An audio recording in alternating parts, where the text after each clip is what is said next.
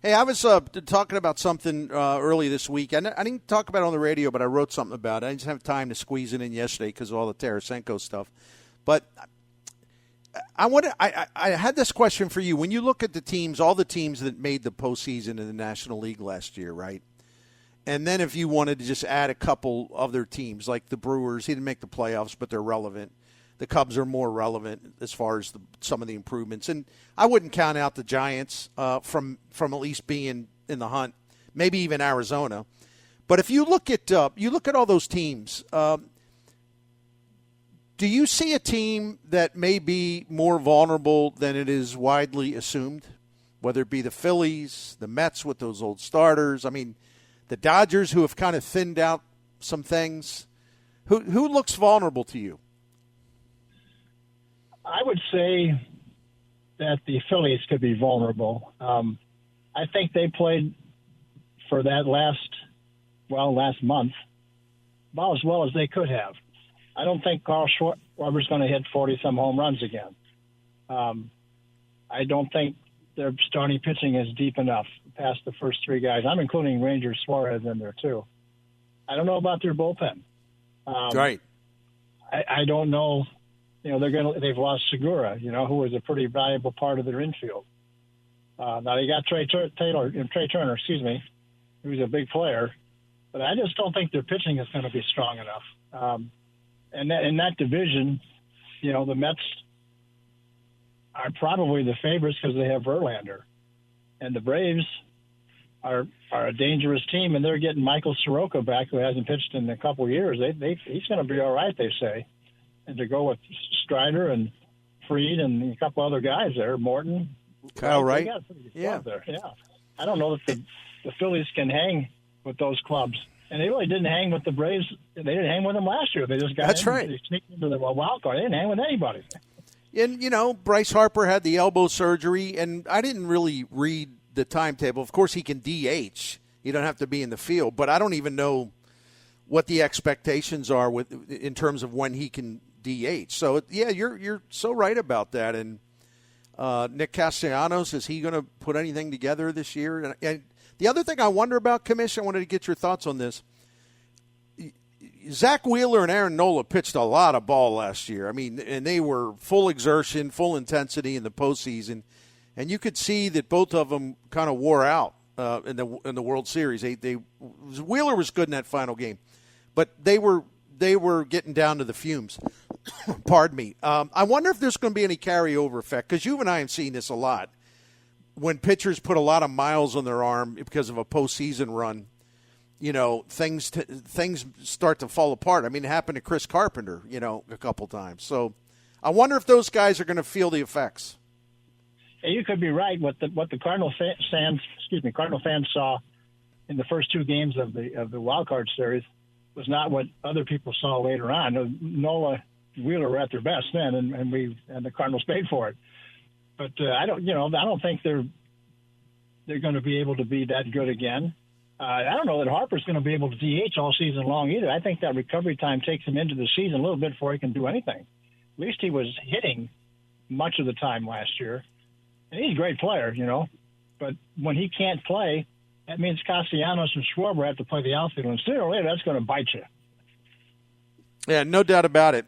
And then you look at San Diego, and they're going to have a great offense. I mean, I don't think there's any doubt about that. But you look at their rotation, it doesn't blow you away. I mean, Darvish is 36. They gave him a lot of money. I don't through age 42, but his strikeout rate's gone down like 3 years in a row. He's still a good pitcher. Don't get me wrong.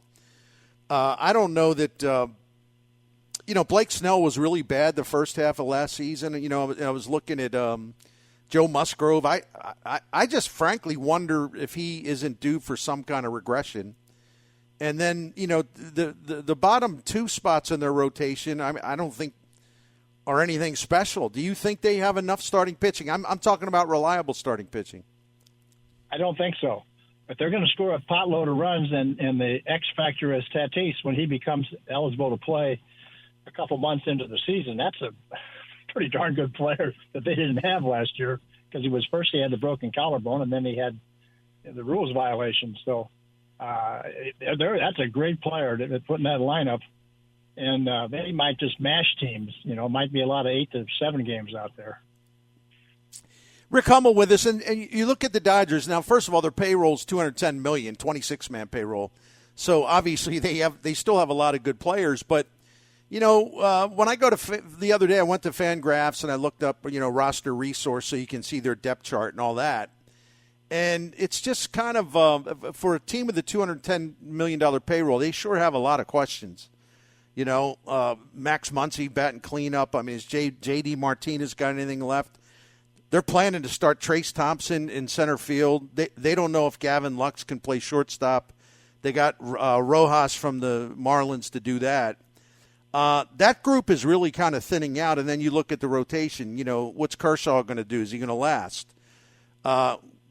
Is Gonsolin going to last? Is Syndergaard going to get better? What are they going to expect from Dustin May? Are you surprised that they're kind of that they look as thin as they do, at least going into the season, relative to past Dodger teams?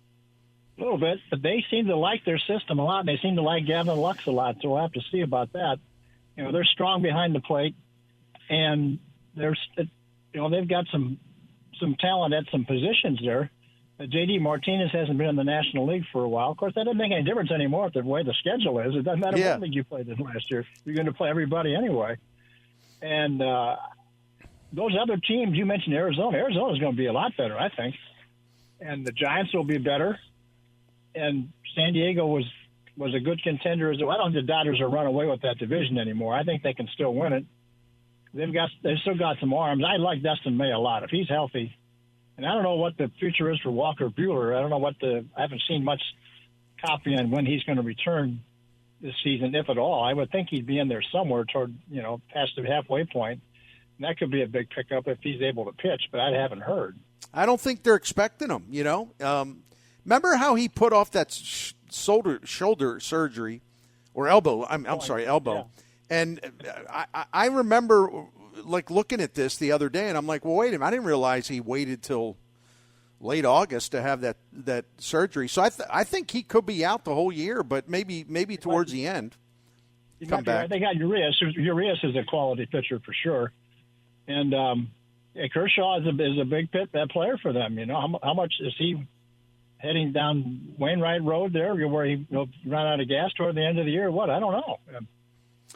And the Mets fascinate me too because they have a $360 million payroll, 26-man, and I'm not predicting any kind of demise for Verlander or Scherzer. I'm not. Too much respect for them. But if you just look at their staff, their rotation.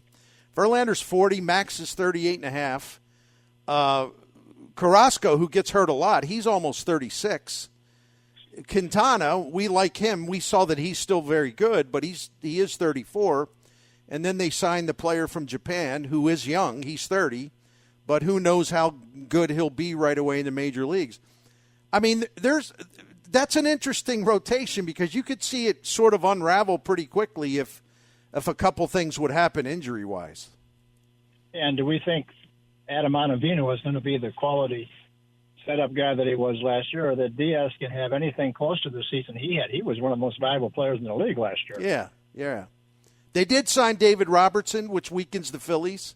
I like that they picked up they traded for Brooks Raley. I think he's got a lot of stuff. But I don't know. I think one of the reasons why I was curious about this, Commish, is because naturally we all, meaning media and fans, we all, really hone in on the Cardinals and, all right, this part of the team's vulnerable. That part of the team needs work. Oh, there's some flaws here. But if you look around the other contenders, they've all got their share of problems. Yeah, I think the Braves might be as solid a team as there is because they have a lot of good starting pitching.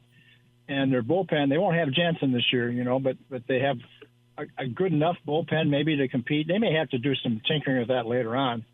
But their lineup is going to be strong. They picked up a great catcher in Murphy where they can have Darno, one of them can DH at times and the other one catch. Well, that still makes Ozuna someone have to wear a glove if they do it that way. Grissom is a key player for them. Was he going to be able to play in the infield to replace, Swanson at shortstop? And is Harris as good as he was last year when he came up, William Harris II? But I still think they have, from 1 through 5, maybe the best starting pitching, because none of them is 40 years old except Martin.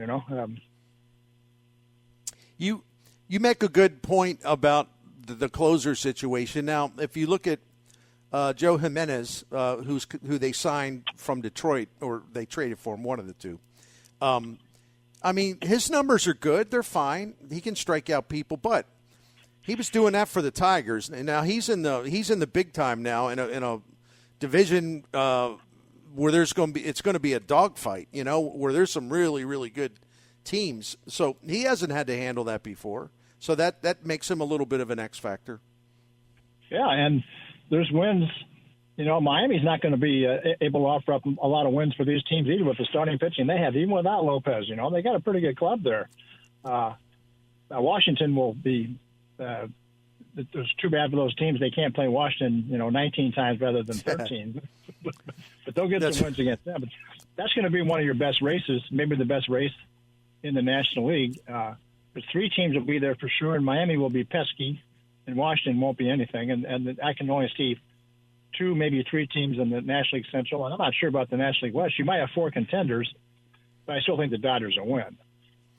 Yeah, I agree with you, and I share your enthusiasm for the Diamondbacks. They could be the surprise in the National League this year. To what extent, I don't know. Which brings me to the Cubs as well. I'm looking at their roster the other day, spending more time looking at everything, and there's no doubt they've improved the team. I don't know how much. I know their defense, especially up the middle and at first base, is going to be much better. Don't know about third base. There's some thin spots there. Don't know about their bullpen. But the way you look at the Cubs after the moves they made, what do you think is a realistic best-case scenario for them this year? 500, maybe a couple games above. I don't think Swanson is the kind of guy you can hitch your wagon to as your lead dog. And he's a good player, but he's a complimentary player. He's always been a complimentary player in the big leagues. Now, at Vanderbilt, he was the best player in the country that one year, but with the Braves, he's been a complimentary player who was not expected to be, the flagship guy. Is Cody Bellinger, will he run into a lot of balls in Wrigley Field and hit some home runs? Well, maybe. I don't know. But they've got, some pretty good pitching. Maybe Tyon will help them. Stroman could be pretty good. They'll be all right. And the Brewers, they may be even past the Brewers, for second place. I think the Brewers stink relative to other years. I still think with that rotation, if it holds up, they got a lot of horsepower with that. But already, a big part of their depth is Aaron Ashby. They had to shut him down even before spring training started. So I don't know that they'll have the depth, and that was kind of a challenge for them last season. Hauser got hurt. They may trade one of their big starters anyway. You never know about that. But do you like the gamble that the Brewers took in trading Hunter Renfroe because they wanted to basically ease their salary burden, but then they flipped Colton Wong and whoever else was included in that deal, and they get Jess Winker, thinking that you get him back in a hitter-friendly ballpark like Cincinnati, he may have a big year. I mean, do you buy into that? How possible do you think that is? I guess that's possible. But Jesse Winker was an all-star player a couple years ago. With the Reds, and it's hard to believe he just fell off the face of the earth last year. Renfroe was a good player for the Brewers. He's a pretty good outfielder, good strong arm, hit a lot of home runs, which is kind of what they wanted out of him. He gave them exactly what they were looking for. They're going to miss Wong, although Wong has had trouble staying on the field for more than about 120 games anymore, 125 games. Right. And you don't want that out of your starting second baseman, probably. You're right. They still got those big 2 guys, Burns and Woodruff at the top of the rotation. But how long can they pitch at that level without, having to be eased back a little bit? I don't know. They throw a lot of pitches too, even though they they don't pitch many 7 to 9 inning efforts, but they throw, Burns especially, they strike out a lot of guys, and they throw a lot of pitches. Yeah, and Woodruff, he missed some time last year. It was nothing too calamitous, but he missed time. And listen, Burns was still a hell of a starting pitcher last year, don't get me wrong, but he kind of backed up. He wasn't as dominant as he was the year before, although he's still plenty dominant. But you don't know whether that means that maybe he'll be even less dominant this year. I don't know. And Freddie Peralta, that shoulder thing with him, I think it was a shoulder thing. That wasn't a minor thing, and he did return, but there might be a question mark next to his name as well. But I don't know. I still see them maybe because the way they play defense, the way they run the bases, they got Devin Williams. I still see them maybe as the biggest threat to the Cardinals in the division. But you say maybe the Cubs are. Yeah, I might take the under on Willie Adames hitting 25 or more home runs again. Yeah. Don't think that will happen. Yeah, he was a nice player for them, but he was never that good before. So really good point. Hey, do you have any thoughts on the Cardinals as they prepare to, it's a Wednesday officially, they'll open pitchers and catchers, and then Saturday would be the first full squad assemblage. Has anything caught your mind recently about, some of the stuff that, your friend and mine, Derek Gould, and others are reporting about the Cardinals? Any new questions popping up for you? No, I see they picked up another left-handed reliever. That makes some sense because I don't like any of the ones they have unless Cabrera comes back to some kind of form. And he's going to be gone. He's going to be on the Dominican team in the World Baseball Classic, and they're going to make the Final Four. That club. That club would win any pennant for any league. I know. What do you? How about Team USA? And obviously a good Cardinals representation, but who do you think is going to win that thing? I think the Dominican Republic could win. I think Venezuela could be a sleeper team. Now that Ronald Acuna Jr. is going to play, and they got some pretty good pitchers. The Puerto Rican team is not too bad. They don't have a lot of depth, maybe at either offensively or pitching wise, but they got some big time players. Correa's not going to play for them, but Baez and Lindor are, and that one regional, as you would call it, I guess, one with Dominican, Venezuela, and Puerto Rico all in it, besides Nicaragua and Israel. You only take 2 teams out of that 4 that goes to the next round. Like USA will get out of theirs with either Mexico or Canada accompanying them probably. And overseas, Japan and Korea will come out of the same one. And then the one in Taiwan, you probably have Taiwan and China come out of there, maybe the Netherlands. So I think that the Puerto Ricans are going to have they could be the sleeper team to make it through. The Netherlands got through, the last 6 years ago because they got Xander Bogaerts and a few guys, Jonathan Scope. They got some players on that team. Kenley Jansen's on that team. He's a closer if they got something to close. Well, I got mixed feelings. First of all, I really liked the WBC. I thought the last one was fantastic. I do, from a Cardinals standpoint, they got so many players in this thing that you can't help, if you're a Cardinals fan, or John Mozeliak for that matter, you can't help but maybe feel some anxiety. Are they all going to get through that without having to go on the IL? Or, is Adam Wainwright going to maybe turn up the intensity too soon? It's just there's a lot of things there where you're like, man, it'd be good if it'd be good to see them all come back at 100%. You got the big boy, the Canadian big fella out there running around. I don't know. So we'll have to wait and see what the damages might be. But it might make you a little nervous to have Edman and Nootbaar playing in a whole other continent, many miles away in Japan. That's right. Not that there's any great, crisis about travel and so on and so forth, but they're just, you can't exactly put your thumb on it when they're that far away. And Nootbaar will be running in the walls, right? Yeah. Oh, yeah. Pride of Japan. They're going to be going to a lot of time because those 2 teams are going to make the Final Four, which will be in Miami. And that means that Edman and Nootbaar will miss, 2 to 3 weeks of play, just as Goldschmidt and Arenado are likely to. I don't like Tyler O'Neill's chances of missing too much time with Canadian team. They have Freddie Freeman and him on their offense. That's about all they have, it looks like. And I don't think they're going to be as good as Mexico.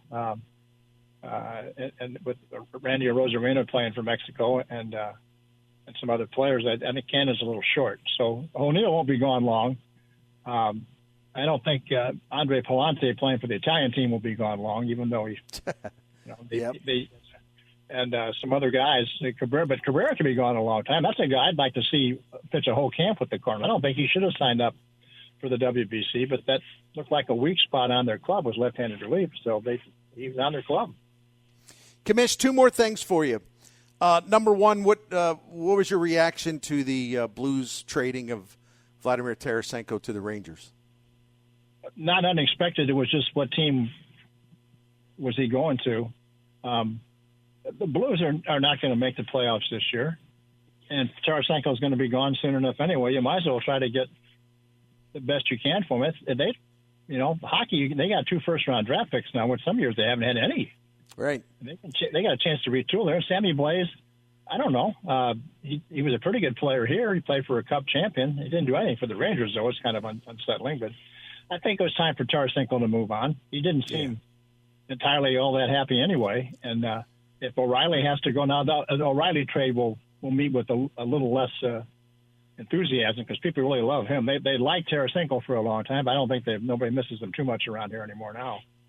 No, I'm with you, and I think all the factors were working against Doug Armstrong in terms of maybe getting a little more for him, and I think it was just important to get him out of there. So he like we were talking about, and this is no revelation because everyone has these same thoughts, but can you imagine if he would have held on to Tarasenko hoping to get more closer to the deadline, and then Tarasenko would have gotten hurt again, which is, him getting hurt's not like a surprise, or then the Rangers, which we know is one team he wanted to go to, but I don't know how many other teams he wanted to go to. So the Rangers got tired of waiting, and they made a trade for Timo Meyer or Patrick Kane, and then they're no longer a candidate for Tarasenko because that could have really blown up on Armstrong. So he did the smart thing here. I guess Patrick Kane didn't exactly want to finish his career with the Blackhawks. He seemed to want to go to New York. Yeah, I don't know. It's a weird situation up there too. All right, finally, who do you got Super Bowl 57? What's your pick? Well, I have the Chiefs, and I'll give you 3 reasons why. One is the Eagles have the better team. Man-to-man, however man they dress out, they're better. But the Chiefs have a transcendent quarterback in Mahomes, and the Eagles have, a very good all-pro quarterback in Hurts this year. However, the last time, and perhaps the only time Hurts had a game of this magnitude, even close to this magnitude, was the national championship game when he failed to produce any points in the first half against Georgia. He got replaced by Tua in the second half, and Alabama came back and won the game. In 2000, I think it was 17. And 3 is the Chiefs have been tested a lot, both in the season and in the playoffs, having to hold on to games. They had to hold off Jacksonville, and during the regular season they had a lot of tough games too, where they had to hold off teams. Even since, of course, Cincinnati was a tough one to win too. The Eagles haven't been tested. They won by pretty much 3 to 4 touchdowns against the Giants and San Francisco. Could have named their tune. They had no real games of consequence during the regular season other than when Hurts sat out the Dallas game, which was a really good game. Dallas came back and won that game. But the Eagles haven't been tested. And I think you're a better team when you've had your feet to the fire a few times during the season. They haven't. I agree. The Chiefs have it every week. I wrestled with this one. I wouldn't put a nickel on it, but I just think the Eagles, with their offensive line, which is absolutely the best in the league, and their offensive line coaches too, and their ability to run the ball and use a bunch of backs, and their backs are good at catching the ball, and their tight end's very underrated. We know how great their receivers are. And if they can run the ball, and the Chiefs have to bring some people up, it's going to open up the passing game, and it's a matter of whether Hurts is up to the challenge. But when you have the best defensive front in football and the best offensive line in football, man, you better win. Because how long have we all heard about coaches, saying, "Well, it's all about what happens in the pit. It's all about what happens in the line of scrimmage." Yeah, and you get great quarterbacks who can offset that. Don't get me wrong, but I don't know that they'll get to Mahomes that much because very few. He's one of the least touched quarterbacks in the NFL this year. Like all the stats like sack rate and percentage of dropbacks where he's pressured. That Philadelphia front, they're going to find it a lot more challenging to get to him. But he's also been getting rid of the ball really quickly this season. It's pretty amazing, actually, how they transform their approach with the passing game. A lot of quick stuff, and they get a lot of yards after the catch. So I don't think Philadelphia, their fans think they're going to get all over Mahomes. Maybe they will, but I'm telling you, the conditions say they won't. With his own background and the way he gets rid of the ball. And their offensive line's okay. It's not great, but it's better than the last time they were there when they had that offensive line all beat up and 3 guys out against Tampa Bay. Mahomes didn't have a chance, but I don't see that kind of mauling this week. I think it's going to be really, really close. And the thing that most people give the big advantage to with the Eagles is one thing that I think the Chiefs can do a pretty good job of nullifying, that pass rush. Yeah, and you take this back about 6 weeks, and Hurts injured his shoulder, and people are thinking, "Wow, how long is he going to be out?" Well, he sat out a couple weeks, and then they wonder, well, can he throw the deep ball? Can he be as he was before? Well, we really haven't had to find that out. I agree. Yeah, he's not 100% either. That's a big question mark about the game. Well, Kamish, I love talking to you every Friday, and especially, well, not just baseball, that's obvious, but when we branch out to some other things, it's fun. Thank you, my friend. You bet, friend. And we'll talk next week. That is maybe the Bills can beat Dayton tonight. Who knows? Yeah. No, I don't. Well, I don't think so either, but maybe. The Ken Palm model has Dayton winning by only 6. I was surprised by that. And it gives and the Ken Palm model is pretty good. I mean, if you bet what his model puts out, you'd have a winning season financially if you invested in it.